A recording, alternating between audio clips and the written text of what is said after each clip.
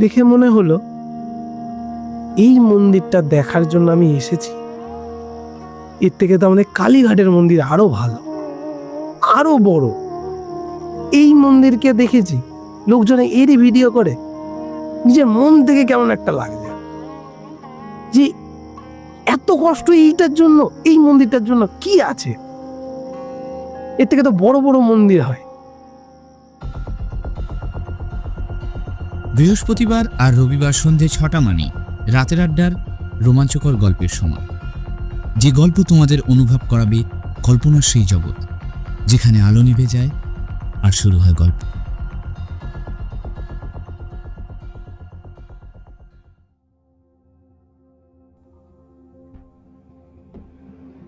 শুভ সন্ধ্যা সকলকে জানাই রাতের আড্ডা ইউটিউব চ্যানেলে স্বাগত। আজকে আমি আছি শুভ, আমার সাথে সকল বন্ধুরাও আজ হাজির হয়েছে। আজকে আমি আমারই জীবনে একটি, বলতে পারো, আধ্যাত্মিক জিনিস ঘটে গেছে। সেই ঘটনাটি আজকে আপনাদেরকে বলব। 2020 সালে যখন লকডাউন পড়ে, 20 গেল, 21 গেল, আমরা সবাই জানি কিভাবে কাটিয়েছি। এবার সেই কাটানোটাকে আমরা, বলতে পারো, রিকভারি করার জন্যই কিছু দাদাদের সাথে আমি প্ল্যান করি যে দাদা চলো ঘুরতে যাই। আর দাদারা বলতে গেলে ওরা ঘুরতো, আগাগোড়াই ঘুরতো, এখনো করে। তো ওই দাদাগুলোর সাথে আমিও যোগদান দিই ঘোরাতে। বললো যাবি? বললাম কোথায়? বললো যে তাহলে চল কেদারনাথ, বদ্রীনাথ আর টুঙ্গনাথ যাব। আর হরিদ্বার তো আমাদের সাথেই পড়ে যাবে যেতে যেতে। তো তুই কি যাবি? বললাম দাদা সবে সবে লকডাউন গেছে, কি করা যায়? বলছে দেখ, যেতে যেতে এমন এমন খরচ হবে, তুই কিভাবে করতে পারবি তুই দেখ। আর তোর যদি মনে হয় যে টাকা পয়সার সমস্যা, যে আমরা দেখে দেবো, কোনো অসুবিধা নেই। তা বলছে আচ্ছা তাহলে বাড়িতে গিয়ে কথা বলি। তা আমি সেদিন ওই দাদাদের সাথে কথা বলে বাড়ি যখন ফিরছি, ফিরতে ফিরতে মাথায় কি আসলো যে বাড়িতে জানাবো। আর ছোটবেলা থেকে বলতে গেলে আমাকে ওই একা ছাড়াটা কখনো হয়নি। আমি সবসময় ফ্যামিলির সাথে গেছি, নয় বড় কারোর সাথে গেছি। এরকম দাদাদের সাথে এত দূর ঘুরতে যাব, এই অভিজ্ঞতা আমার কোনো দিনের নয়। বাড়ি থেকেও কখনো ছাড়বে না। তা আমি ভাবতে ভাবতে আস্তে আস্তে হঠাৎ করে চিন্তা করি, যা এবার আর বাড়িতে কিছু বলবো না। কারণ 22 বছরের একটা ছেলে যদি হয় 2022-এ, তখন সাধারণভাবে যদি দেখা যায় সে একটুখানি, মানে বলতে পারো যে আজাদ হওয়ার চেষ্টা করে। আমিও সেরকমই ভাবলাম যে না থাক, বাড়িতে বলবো না, আগে দেখি আমি কতটা টাকা জোগাড় করতে পারি, তারপরে গিয়ে বাড়িতে জানাবো। আমি কিছু টাকা টিউশন করে জমালাম। জমানোর পরে ওই দাদাদের কাছে দিই। দাদারাও তখন, মানে বলতে পারো যে 3 মাস আগে থাকতে এটা ডিসাইড হয়েছে যে আমরা ঘুরতে যাব। 3 মাসের মধ্যে যত টাকা আছে ক্লিয়ার করতে হবে। এবার আমি ওই টিউশনের কিছু টাকা একসাথে ওই দাদাগুলোর হাতে দিই যে দাদা এই টাকাটুকু আমি জোগাড় করতে পারলাম এই মাসে, প্রথম মাসটা। আমাদের ডেট হচ্ছে অক্টোবর মাসে, আর আমি ওদের হাতে টাকা দিই আগস্টে। তাই দাদাগুলো প্রথমেই বললো যে ভাই তুই প্রথম মাসেই এত টাকা দিয়ে দিলি। আমাদের বাজেট ছিল হয়তো 14,000 টাকা মতো। তা আমি প্রথম মাসে ওদের হাতে দিয়েছিলাম প্রায় 4,500-5,000 টাকা মতো। বলছি প্রথম মাসে আমরা তো এখন একটা পয়সা জোগাড় করে পারিসনি, তাহলে তুই যাচ্ছিস কনফার্ম। এই যে কথাটা বললো, বিশ্বাস করবে না, আমার ভিতর থেকে যেন একটা অনুভূতি চলে আসলো যে তাহলে মনে হয় আমি যেতে পারবো। এবার তখনও কিন্তু বাড়িতে আমি জানাইনি যে আমি যাব। আমি ওই দাদাদের কাছে টাকা পয়সা দিয়ে যাচ্ছি, চুপি চুপি দিচ্ছি। এবার কি হয় যে নিজের ভিতর থেকে একটা কোশ্চেন আসে যে সত্যি আমি কি এত দূর যেতে পারবো? আর তার উপরে কেদারনাথ, মানে সবার কাছে একটা স্বপ্ন যে কেদারনাথ যাওয়া। এখন তো অনেক ইজি হয়ে গেছে যাওয়াটা। এবার মনে মনে তো ঠাকুরকেও ডাকছি যে করে হোক যেন কেদারনাথ আমি একবার হলেও যেতে পারি, একবার যেন আমি তোমার দর্শন করতে পারি। আমি সেদিন বাড়ি আসলাম, এসে ভাবছি যে মাকে জানাবো। মানে কেমন একটা ভয় লাগছে যে যদি এত টাকা আমি জমা দিয়ে আসলাম ওদের কাছে, 4,500 টাকা, যদি মা বলেন না, তাহলে দাঁড়াও আর একটা মাস দেখি। তা আমি ওই টিউশন করতে করতে পরের মাসের টাকাটাও সেম আমি তুলে ওই দাদাদের হাতে দিই। এবার এই দাদাদের হাতে যখন দিচ্ছি, দাদাগুলো বলছি, রে ভাই তুই কি একা যাবি, আমরা কেউ যাবো না? বলছি কেন? বলছে তুই দেখ, যাদের সাথে যাবি তারাই এখনো পর্যন্ত টাকা দেয়নি, যারা উদ্যোক্তা। আমি তো ক্যাশিয়ার, আমিও তো যাবো, কিন্তু আমারও পড়েছে হয়তো 1,000 টাকা। তুই তো দেখছি মানে আগে থাকতে, মনটাও বেশ খুশি খুশি লাগছে। হঠাৎ করে ওই দাদাদের মধ্যে যে উদ্যোক্তা ছিল সেই দাদা এসে বলছে, আচ্ছা শুভ, তুই কি বাড়িতে জানিয়েছিস? বললাম যে দাদা সত্যি কথা বলি, আমি না বাড়িতে জানাইনি এখন। বলছে কি বলিস, আগে জানা বাড়িতে, এত কিছু তুই করছিস, টাকা পয়সা জমা দেওয়া হয়ে গেল প্রায়, তো তুই যদি বাড়ি থেকে বলে যে না যাওয়া যাবে না, তখন কি করবি? আগে ভাই বাড়িতে জানা, দরকার হলে আমরা কথা বলবো কাকু কাকিমার সাথে। আরে দাদা বললে তো, তোমরা কথা বলতে যাবে তো? হ্যাঁ কি হয়েছে? আর এমন না যে আমরা একবার ঘুরতে যাচ্ছি, আমরা তো প্রতিবারই ঘুরতে যাই, আর বছরে 2বার করে টিপ মারি। জীবনে ঘোরা ছাড়ার কিচ্ছু নেই, ঘোরো, মজা করে ঘোরো।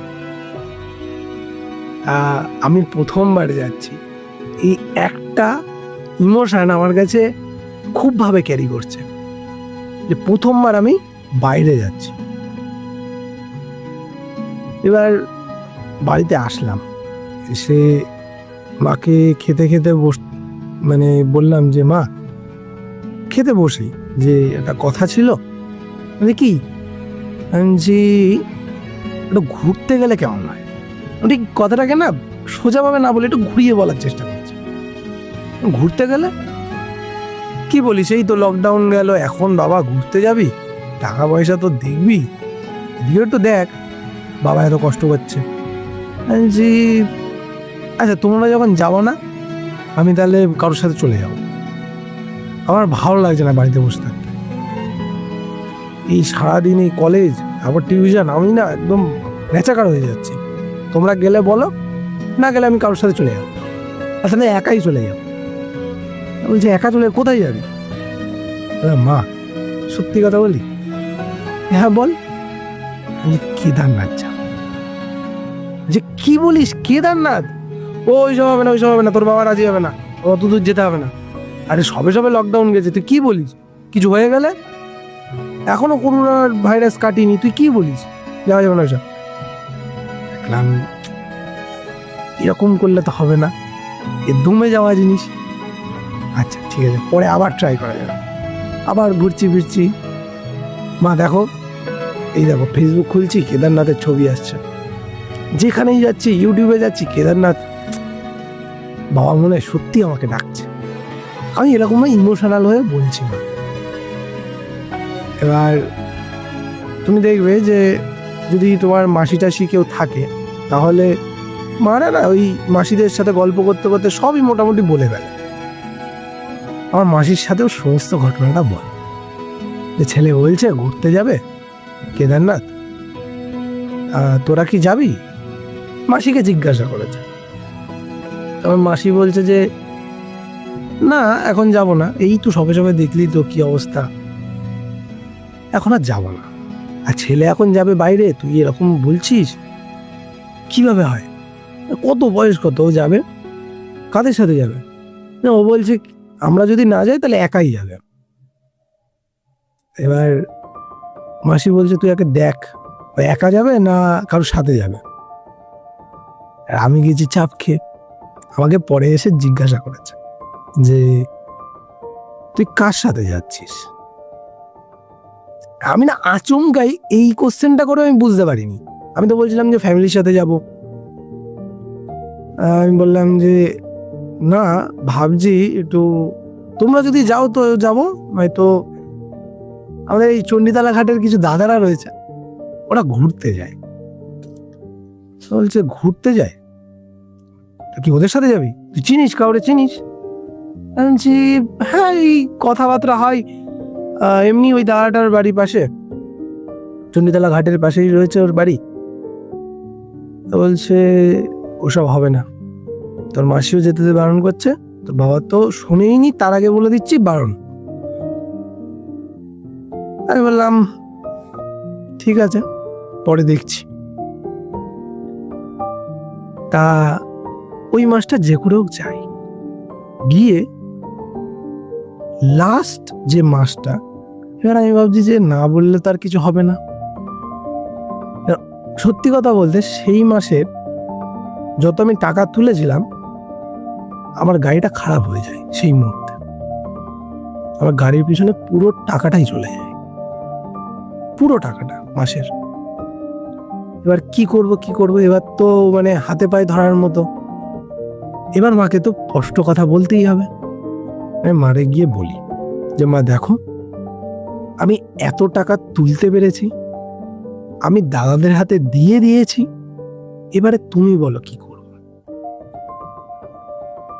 মা তো রেগে বোম, যে মানুষ আগে বলে দিয়েছে যাওয়া যাবে না, সেখানে দাঁড়িয়ে তার ছেলে 2 মাস আগে থাকতে টাকা দেওয়া শুরু করে দিয়েছে। এবার বিষয়টা না পুরো একদম ঘেঁটে ঘয়ের মতো হয়ে যাচ্ছে। আমি বলছি যে করে হোক মা যাবো, তুমি আমাকে ত্যায্য পুত্র করে দাও, তাতে আমার আপত্তি নেই, কিন্তু আমি কেদারনাথ যাব। এবার মা তো কোনোভাবেই রাজি নয়। মাসিকে ফোন করলাম যে তুমি কি বলছো? মাসি বলছে যে দেখ বাবা, বড় হয়েছিস, এখন মা যেটা বলবে সেটা শোন, তোদের ইচ্ছা তো আছেই, কিন্তু অত দূরে একা যাস না, তুই আমাদের বাড়ির একটা মাত্র ছেলে, তুই যদি তোর কিছু হয়ে যায় তখন আমরা কি করব? দেখ কিচ্ছু হবে না, কিচ্ছু হবে না, আমি ওই দাদাদের সাথে যাব, ওরা বছরে 2-4 বার ঘোরে, আমি এরকম ভাবে বলছি, তো কোনো চিন্তা নেই, আমি সবার নাম্বার তোমাদের কাছে দিয়ে যাব, কোনো চিন্তা করার দরকার নেই। দেখ তোর বাবা কি বলে। এবার হয়ে গেছে বাবার দিকে শিফটি, বাবাকে যে করে হোক রাজি করানোর পরে ওই দাদাদেরকে বলি যে দাদা, বাড়িতে তো আমি মোটামুটি বলেছি, তোমরা একটু আসো। আমায় তো কোনোভাবে রাজিটা হচ্ছে না। ওই 3টে দাদা মিলে আমাদের বাড়ি আসে, এসে আমার মাকে বোঝায়, বাবাকে বোঝায় যে কাকু আমাদের সাথে যাচ্ছে, কোনো রকম অসুবিধা নেই, আমরা যাব, ঘুরবো, চলে আসবো, আর আমরা এরকম ঘুরি। তা তখন বাড়ি থেকে রাজি হয় যাওয়ার জন্য। এবারে ডেটটা আমার ঠিক মনে নেই, দুর্গাপুজোর পরে বেরোবো, আর কালী পুজোর ঠিক আগের দিন আমরা নামবো। মানে টোটাল আমাদের 13 দিনের প্যাকেজ, আমরা 13 দিন ঘুরবো, একটা লং হিউজ টাইম। এবার ওই দাদাগুলো বলেছিল আমাকে একটা কথা যে ভাই যখন যাচ্ছে আমরা কিন্তু ট্র্যাকিং করবো, তো ট্র্যাকিংয়ের একটা নিয়ম আছে, তোর লাগেজ হালকা করতে হয়, ওঠারও একটা বিষয় থাকে, ওই জন্য তুই একটুখানি না সকালে ওটা দৌড়ানোর চেষ্টা কর, এটা দৌড়া। তা আমি অত গুরুত্ব দিই না, কোনো ব্যাপার নেই, আমি একাই চলে যাবো। বলছে আমরা কিন্তু হাঁটা শুরু করে দিয়েছি ভাই, সকালে উঠে তুই হাঁট, তাই দৌড়া, যে কোনো একটা কিছু কর। আমি বলছি আরে দাদা কিচ্ছু লাগবে না, তুমি চলো, যাবো, কোনো অসুবিধা নেই। তার মানে ওই দিনে বেরোই। আমাকে মাও ছাড়তে গেছে, বাবাও ছাড়তে গেছে। এবার ঘটনা কি হয়, গোবরডাঙ্গা থেকে আমি স্টেশনে উঠেছি, সবাই এসেছে, আমাকে ছেড়ে দিচ্ছে। তাড়াহুড়োর মধ্যে আমি যে জুতোটা পরে যাব, সেই জুতোটাই আমি পরে আসিনি। ট্রেন ছেড়ে দিয়েছে, তারপরে আমার মনে হয়েছে আমি হাওয়ায় চটি পরে বেরিয়েছি। আর সে ভোরবেলার ট্রেনে, ফার্স্ট ট্রেন ধরে আমরা যাচ্ছি। এবারে কি হবে, সঙ্গে সঙ্গে ফোন করলাম, মা বলছে তোরা তাহলে আগের ট্রেনে যা, আমি পরের ট্রেনে গিয়ে তোকে জুতো দিয়ে আসছি। মানে এরকম হয়ে গেছে, ছেলে যাবে এত দূর, কখনো ছাড়িনি। এবার এইসবের মধ্যে আমি ওই দাদাদেরকে বললাম, দাদা এরকম জুতো ফেলে এসেছি। বলছে জুতো ফেলে গেছি স্যার, একটা কিনে নেবো, চাপ নেই, তুই চল। বলছি একটা সমস্যা আছে। বলছি কি? বলছি মা বলছে যে পরের ট্রেন ধরে আসছে। এবার পরের ট্রেন ধরে আসছে, এবার আমাদের ওখানে কি দাঁড়াতে হবে। বললাম তাহলে কি করা যায়? বলছে দাঁড়ায় আমাদের হাতে এখনো ঘন্টা দেড়েক সময় আছে, পরের ট্রেন ধরে যখন আসছে তখন আসো। ওই দাদারা দাঁড়ায়, মা আসে, বাবাও সাথে আসে, এসে আমাকে জুতোটা দেয় কোনটা, আগের একটা বুট, যে বুটটা পরে ট্র্যাকিং করা যাবে না, সেই বুটটা নিয়েছে আমার হাতে দেয়। আমি তো রেগে আরো বোম, যে আমি একটা ভুল করেছি, সেই ভুলটা আবার করলে তুমি। কি করব, ওই জুতোটা নিলাম, যতটুকু হয় আমি পরে যাওয়ার চেষ্টা করছি। যেতে যেতে যখন আমি হাওড়া স্টেশনে ঢুকলাম, সঙ্গে সঙ্গে আমার ওই যে বুট জুতোটা ছিল তার নিচে থেকে সোলটা খুলে চলে যায়। জুতোটা সত্যি কথা বলতে পুরনো জুতো ছিল, মা হাতের সামনে যে জুতোটা পেয়েছে ওটা নিয়ে চলে এসেছে, ওই সোলটা খুলে যায়।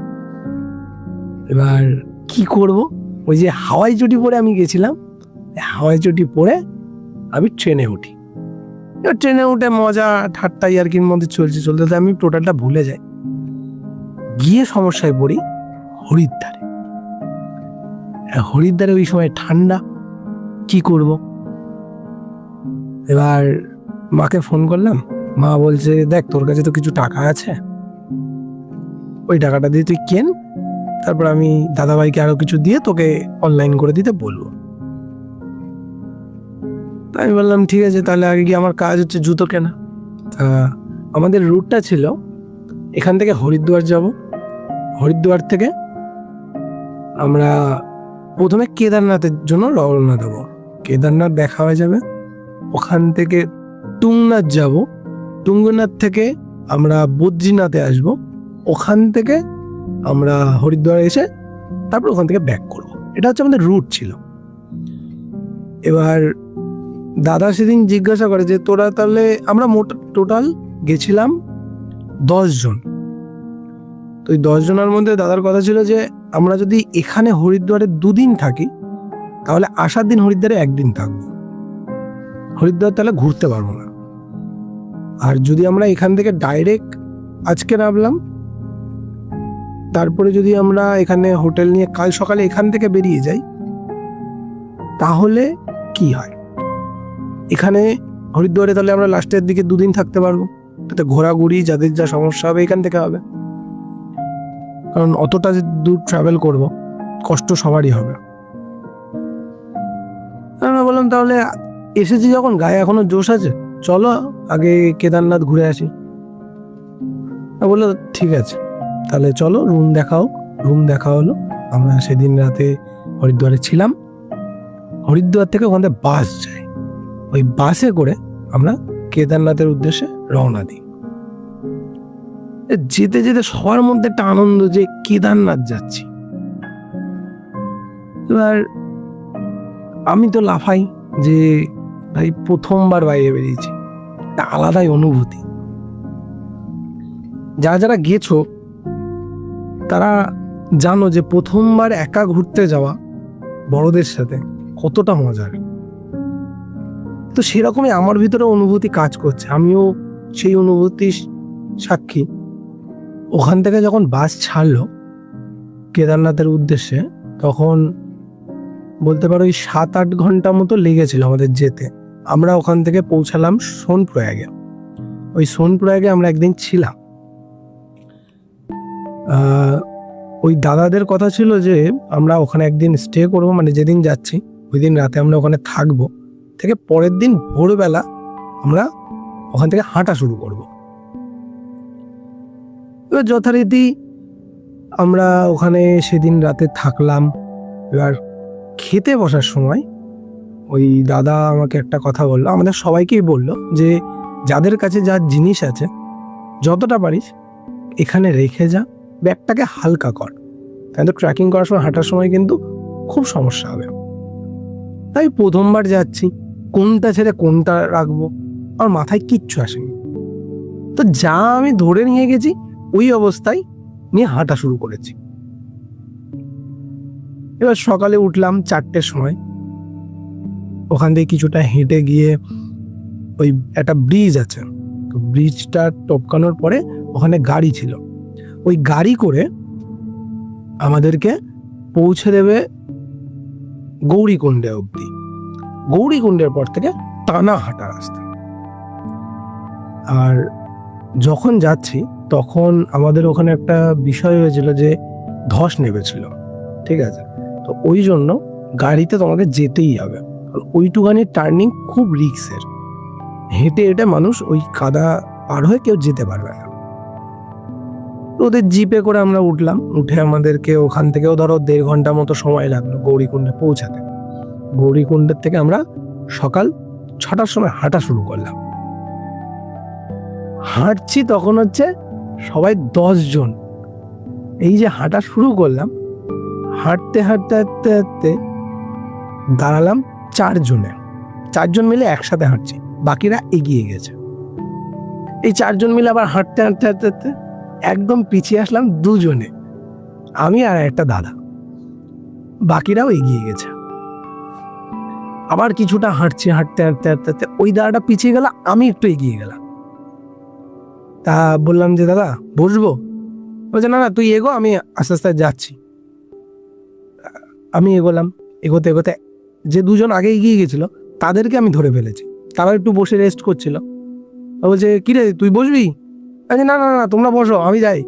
আমি এগিয়ে গেলাম, ওই দাদারা তার পিছনে উঠে বলছে এই চল শুভ এসে গেছে, চল আমরাও হাঁটি। তো ওই দাদারাও হাঁটা শুরু করলো। হাঁটতে হাঁটতে হাঁটতে কিছুটা দূর যাওয়ার পরে দেখছি আরেকটা দাদা না ওই বসে চায়ের দোকানে চা খাচ্ছে।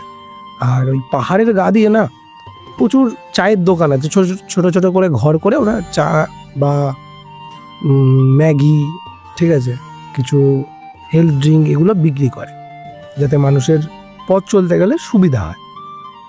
তো ওরকমভাবে যাচ্ছি, যেতে যেতে আমি এক জায়গায় দাঁড়ালাম, দাঁড়িয়ে চা খেলাম। এই করতে করতে সকাল 10টা বাজে। এবার এই 10টার সময় বিশ্বাস করবে না, পাহাড়টা অন্য অনুভূতি দেয়, অন্য অনুভূতি।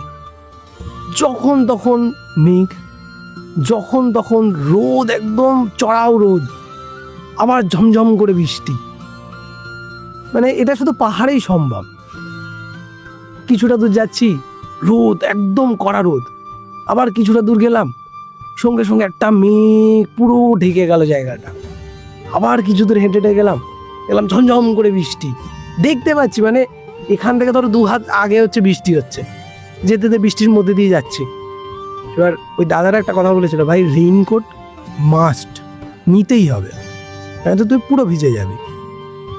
আমি একটুখানি বুদ্ধি খাটিয়ে ব্যাগের জন্য একটা রেইনকোট বানিয়েছিলাম।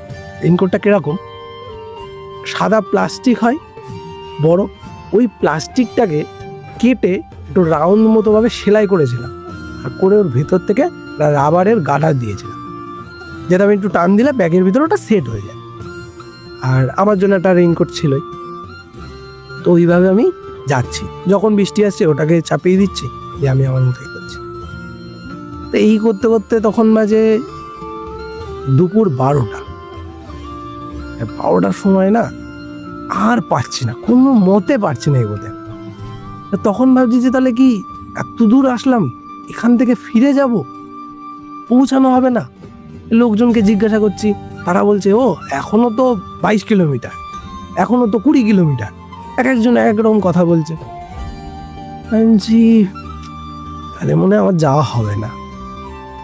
এবার একটা বয়স্ক লোক তার স্ত্রীকে নিয়ে সে আসছে, মানে সেখান থেকে তাকে ধরে ধরে তুলছে।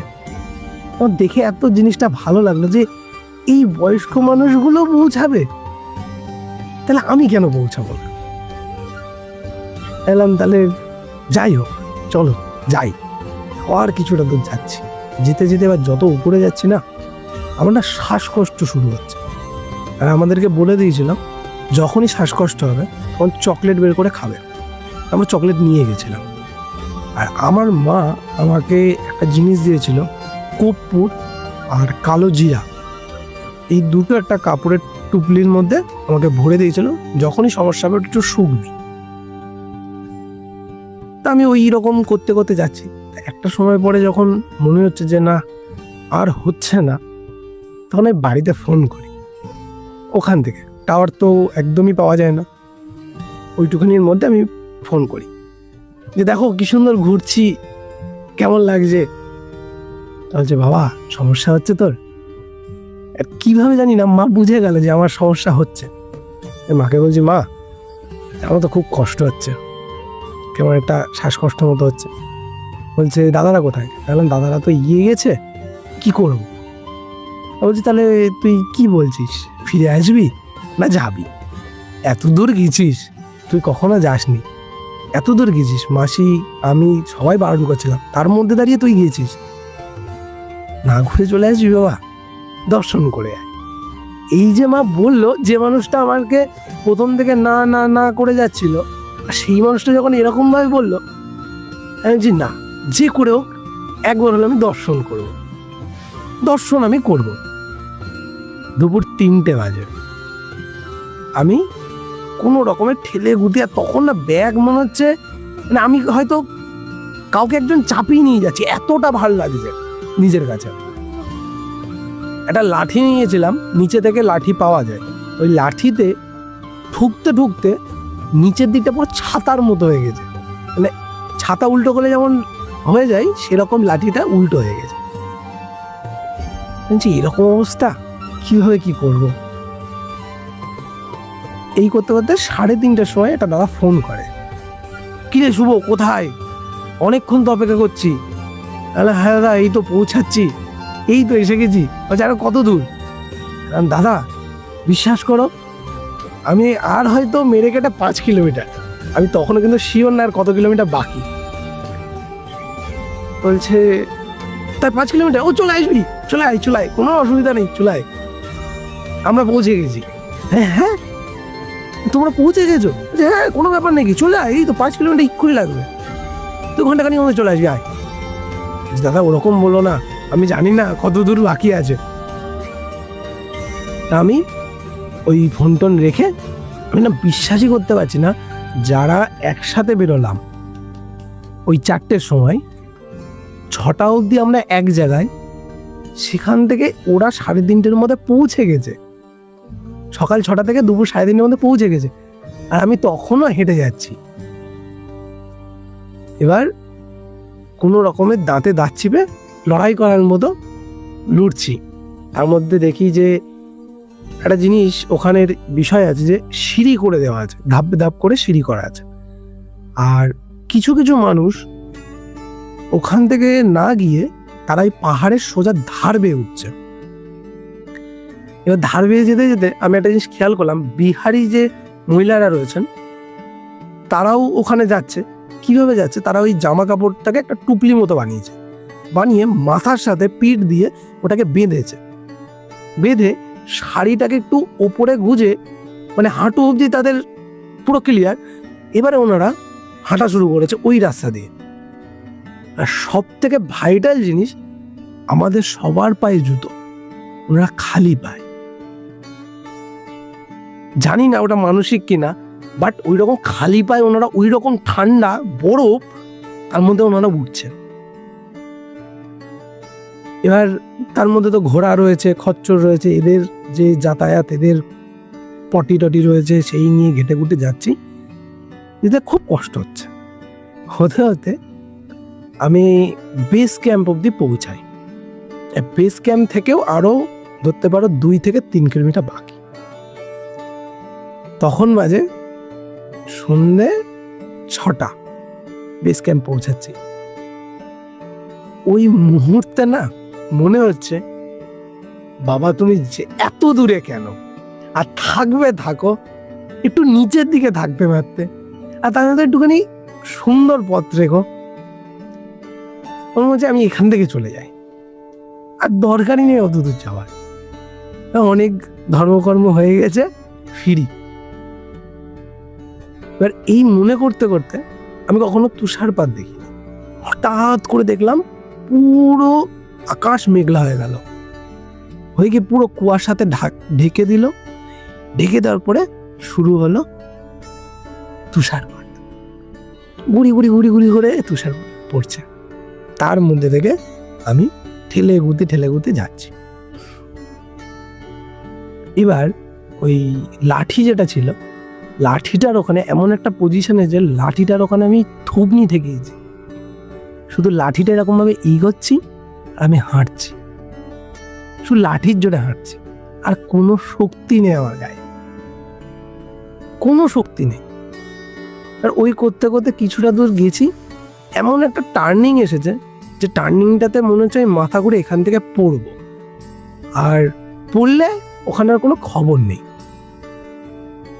কারণ তার কিছুদিন আগেই ওখানে একটা ওই হেলিকপ্টার অ্যাক্সিডেন্ট হয়ে পাহাড়ের গা ধাক্কা মেরে ওখানে পড়ে গেছিল, ওইটা আমি দেখেছিলাম রানিংয়ে যেতে যেতে। তো মাথার মধ্যে শুধু ওটা আসছে, যত রকমের নেগেটিভ চিন্তা আমার মাথায় আসছে। কি হবে আমি যদি না পৌঁছাতে পারি, আমি যদি এখান থেকে পড়ে যাই, কি হবে?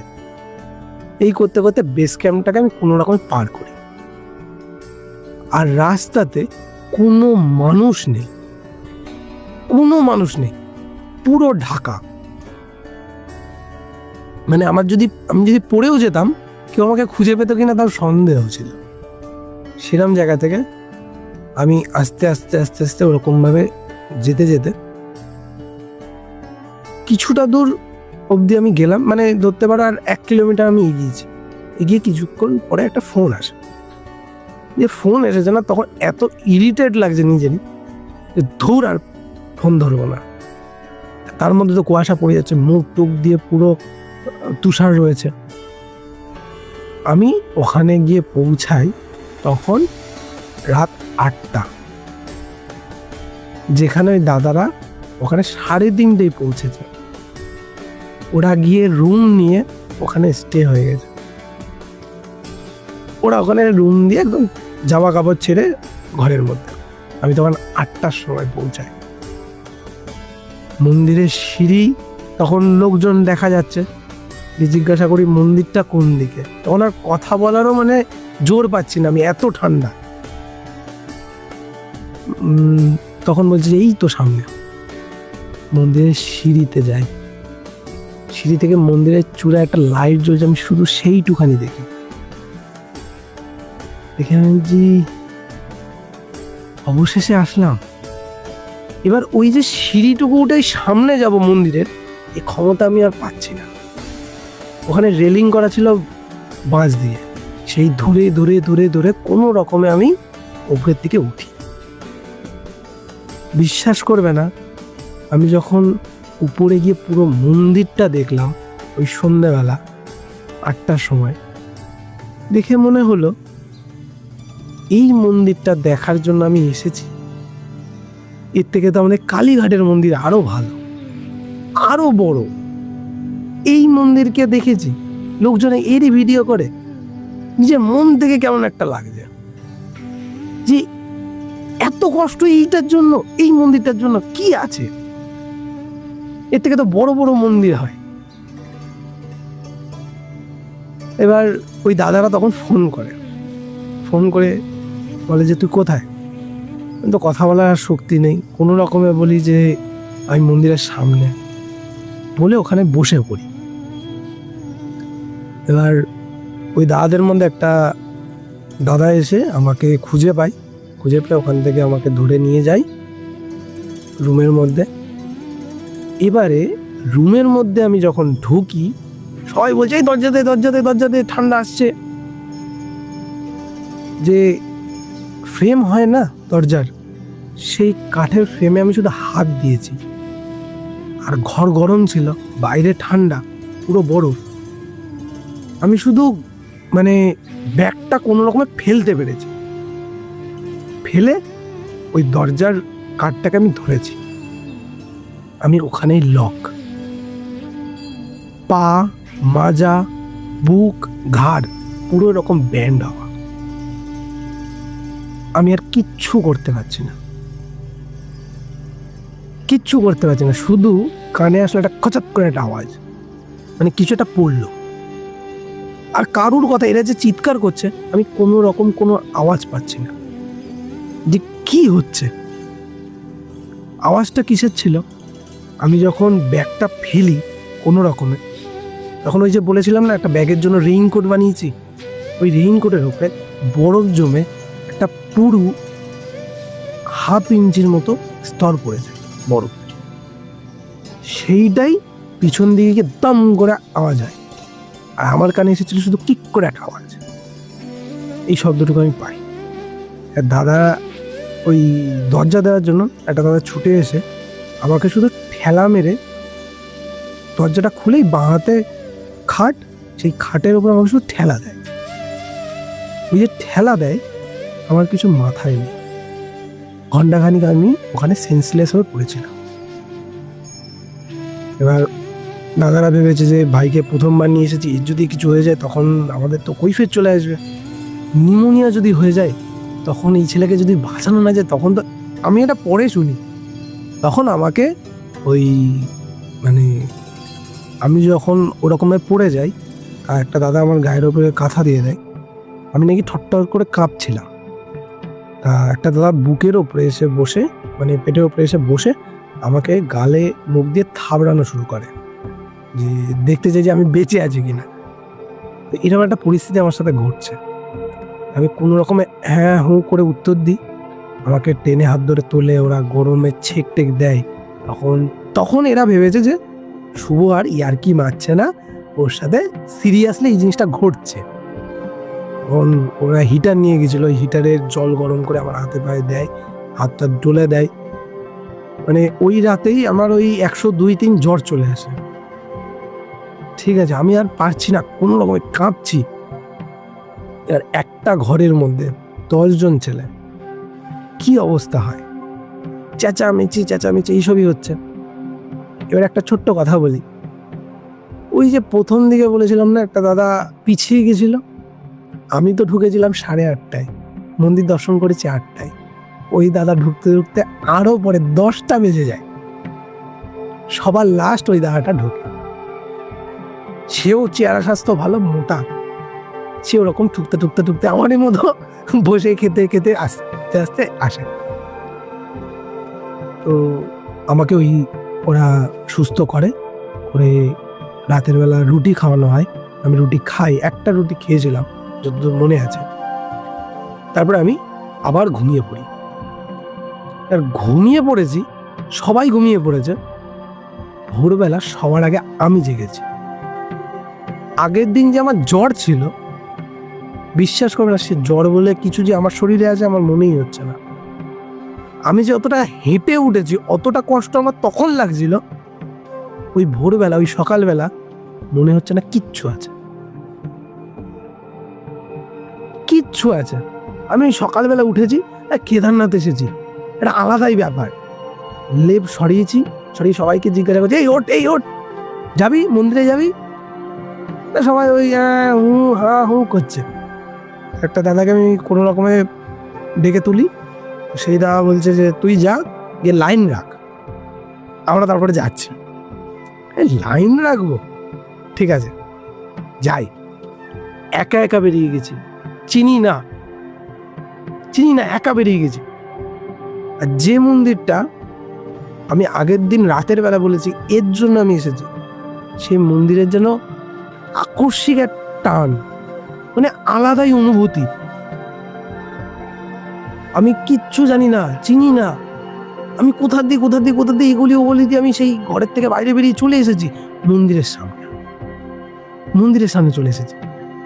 এসে না মানে সে মনে হচ্ছে কি মন্দিরকে যদি আমি এক বেরি দিয়ে পেতাম আমি জড়িয়ে ধরতাম, এরকম ফিল আসছে। এবার কিছুক্ষণ ওই পাশে গিয়ে বসলাম, মন্দিরের যে আরতি হচ্ছে সবাই এসে ঘন্টা ঘন্টা নাড়াচ্ছে, আলাদাই অনুভূতি, আলাদাই অনুভূতি। এবার এই করতে করতে 6টা 6:30 বেজে যায়। তো আমি আমার রুমে আসি, দাদা তোমরা কি কেউ যাবে না যাবে না? তখনও তারা ঘুমাচ্ছে। আর আমি সেখানে আগের দিন রাতে যে ছেলের জ্বর, সে ছেলে 5টার সময় উঠে মন্দিরে চলে গেছে। আর ওখান থেকে আমি ফিরে কিছু টাকা নিই যে ডালা কিনতে হবে। একটা দাদা টাকা দিয়ে দেয়, বলে তুই লাইন রাখ। আর আমি গিয়ে লাইনে দাঁড়িয়েছি ডালা টালা কিনে। সে দাদার আসার খবর নেই। কি করবো, আমি বারবার ফোন করে যাচ্ছি, দাদা কি হচ্ছে, কখন আসছো? হ্যাঁ ভাই তুই লাইন রাখ, আমরা আসছি। শুধু এই একটাই কথা, আর কোনো কথা নেই। এবারে ওই করতে করতে আমি লাইন আস্তে আস্তে দেখি সামনের দিকে চলে আসছি। জুতো খোলার টাইম চলে এসেছে, জুতোও খুলে ফেলেছি। মন্দিরে ঢুকবো, ঢুকতে ঢুকতে দাদা ফোন করেছে, ভাই আমরা আর 15 মিনিটের মধ্যে আসছি। আমরা সব উঠে গেছি 15 মিনিটের মধ্যে। তুমি যখন 15 মিনিটের মধ্যে আসবে আমি মন্দির ঠাকুর দর্শন করে চলে আসবো, তোমারও এসো কোনি, আমি তোমার পুজো দিয়ে দিচ্ছি ডালা নিয়ে, তুমি পরে ডালাটা কালেক্ট করে নিও। তা আমি মন্দিরের ভেতরে ঢুকি, বিশ্বাস করবে না, এই কেন এই বারবার করে বিশ্বাস করবে না বলছি, মানে সেই যে অনুভূতি আমি না বোঝাতে পারবো না, মানে একটা আলাদাই। ওই ঘরটার ভিতরে যখন আমি ঢুকি, ওই মন্দিরের ওই রুমটার মধ্যে যখন আমি ঢুকি, বাইরে তো এত ঠান্ডা, এত ঠান্ডা, খালি পায়। ভিতরে ঢুকি না গরম, ওম অনুভূতি করছে আমি, পুরো গরম, ঘাম লেগে যাচ্ছে। এই কোথায় আসলাম আমি? যাকে আগের দিন রাতের বেলা আমি এত গালমন্দ করেছি, পরের দিন এসে এই জিনিস আমাকে দিচ্ছে, কিভাবে সম্ভব? আমি কোনো রকমে ওখানে পুরোহিত ছিল, পুরোহিতের হাতে ডালাটা দিই, তো উনি পুজো টুজো করে আমার হাতে ডালাটা ফেরত দেয়। এবারে পালা হচ্ছে বাবার দর্শন করা। আমি শুধু দেখলাম ওই যে ষাঁড়ের যে পিঠের দিকে যে চূড়াটা থাকে না, ঠিক ওই রকম একটা কিছু সোনা দিয়ে বাঁধানো, আর কিচ্ছু নয়। তুমি বিশ্বাস করবে না রিকু, মানে ওইটা না বলে বোঝানোর মতো না। যারা যারা গেছে তারাই একমাত্র বুঝতে পেরেছে ওই জিনিসটা যে কি জিনিস, এত যে কষ্ট, মানে এক তুড়িতে যেন সেই কষ্ট নিভিয়ে দেবে। ওখান থেকে দর্শন করলাম, করে বাইরে বেরোলাম। বাইরে বেরিয়ে চারিদিক ঘুরলাম, ঘুরে তখনও সূর্য ওঠেনি। মন্দিরের ঠিক গায়ে গিয়ে আমি বসি, একটু হেলান দিয়ে বসি, বসে দূরের পাহাড়ের দিকে আমি তাকাই। সূর্যটা একটা পাহাড়ের উপরে এসে টিম টিম করে একটা আলো দিল, তারপর আস্তে আস্তে আস্তে আস্তে আস্তে আস্তে পুরো পাহাড়টা যেন সোনা দিয়ে ঢেকে দিচ্ছে, সোনা দিয়ে ঢেকে দিচ্ছে। এই করতে করতে আস্তে আস্তে রোদটা একদম পুরো আমার গা দিয়ে বেরোলো। তারপরে ওই দাদারা আসলো, বলেছিল 15 মিনিট, সেখানে 1 থেকে 1.5 ঘন্টা পার হয়ে গেছে। আমার তো কোনো হুঁশই নেই ওই দেখতে দেখতে। ওই দাদারা আসলো, এসে ডালাটা নিল, যারা যারা দর্শন করেনি আবার করে আসলো ওরা। এবারে গেলাম ভীমশিলা দেখতে। ঠিক তার পিছন দিকেই মনে করো যে একটা হরিদ্বারে বান এসেছিল, হরকাবান বলে, সে হরকাবানে একটা ভীমশিলাই ওই মন্দিরকে বাঁচিয়েছিল, যেটা ওখানকার লোকজনের কাছে শোনা, বা আমিও ওটা পরবর্তীকালে খবরে দেখেছি যে একটা শিলা ছিল পাথর, তার জন্য মন্দিরটা পুরোটাই সেভ হয়ে গেছিল। এক চুল যদি ওটা সামনের দিকে এগোয় পাথরটা পড়ে যেতে পারে, কিন্তু ঠিক ওই জায়গাটাতে এসে দাঁড়িয়ে গেছে। একটা চুল যদি এদিক হয় পড়ে যাবে, শুধু পাথরটা ঘুরবে, পড়ে যাবে। কিন্তু পড়েনি সেইখানে, ওখানেই লক।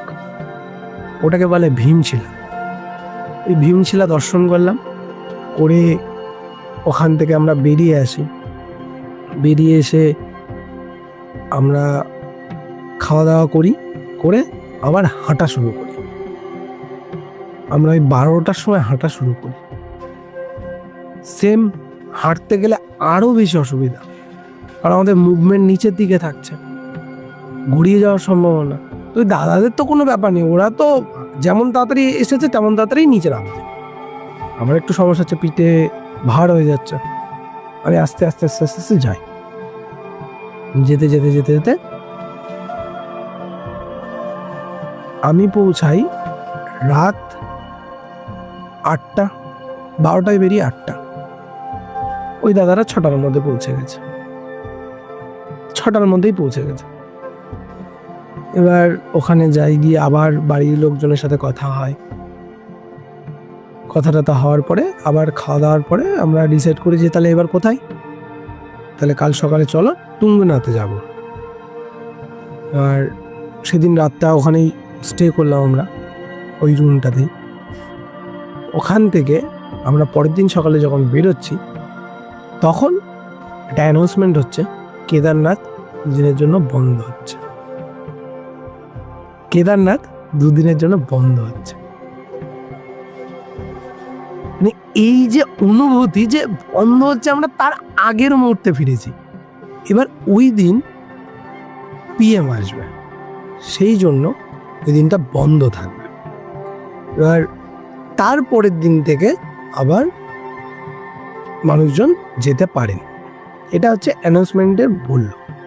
যারা যারা উঠছিল তারা নিচে নেমে আসলো, যে ওই দিন তো বন্ধ, গিয়ে কোনো লাভ নেই। এবার একটা ভয় সবার মধ্যে ছিল, দেখলাম যে কদিন পরেই তো আবার দরজা বন্ধ হয়ে যাবে। কারণ মন্দিরের দরজা ওই 6 মাস খোলা থাকে আর 6 মাস বন্ধ থাকে। সেই সময়তে বাবা কেদারনাথ ছেড়ে গৌরীকুণ্ডের দিকে আসেন, ওই সবাই কাঁধে করেই বাবাকে নিয়ে চলে আসে। এবারে আমরা ওখান থেকে তুঙ্গনাথের উদ্দেশ্যে রওনা দিই। আমরা গাড়ি ঠিক করি, গাড়ি করে রওনা দিই। তাহলে এই ছিল আজকে আমার কেদারনাথের ঘটে যাওয়া একটি ঘটনা। আপনাদের যদি এই গল্পটি ভালো লেগে থাকে তাহলে অবশ্যই আমাদেরকে কমেন্ট করে জানাবেন। আর এই তুঙ্গনাথের ঘটনা যদি জানতে হয় তার জন্য পরবর্তী এপিসোডে দেখবেন।